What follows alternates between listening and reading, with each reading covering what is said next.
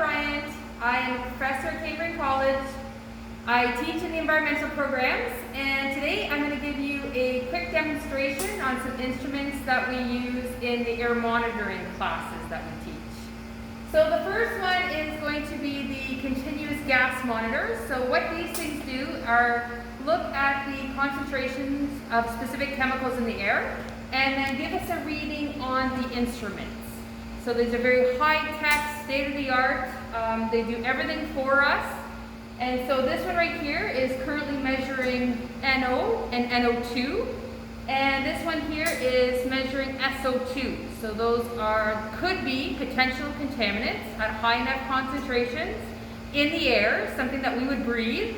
So it's important to monitor these specific things to make sure that they're at acceptable levels. So some cool equipment right here that's constantly measuring for us. The next thing that I want to talk to you guys about is the high volume air sampler. So this is a common sampler that any industry would use that has to monitor what would be in the air that we would potentially be exposed to. So how we do that is we take a clean filter paper. So the filter paper is very much like a coffee filter paper that somebody would use to make coffee. And we put it on the high volume air sampler. We then close it all up, put it outside, and then we sample for 24 hours. Once it is done sampling, we go back to the air monitor, open it up, take the filter paper out, and when the filter paper comes out, it's a little bit dirtier. So you can see that it is a little bit more gray than compared to a clean filter paper. So this is an example of a filter paper that's already been exposed. So this right here has collected stuff that we could potentially breathe in. We would then send that away to a lab and we can get different things done on it. We can understand if there's any metals in the air or other things that might cause adverse effects if we were to breathe in too much of it.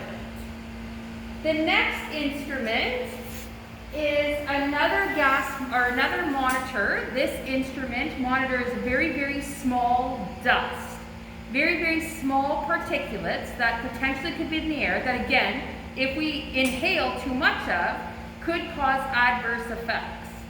And so very similar to this monitor, we use a filter paper. It's a small filter paper that's put in here. And then we run this instrument for 24 hours and we compare it against regulations. So regulations are numbers set out by the government that we have to make sure that we're below. And if we're below these certain numbers, then the concentrations of the contaminants are at a perfect range, meaning that nothing would happen to us if we were to inhale them.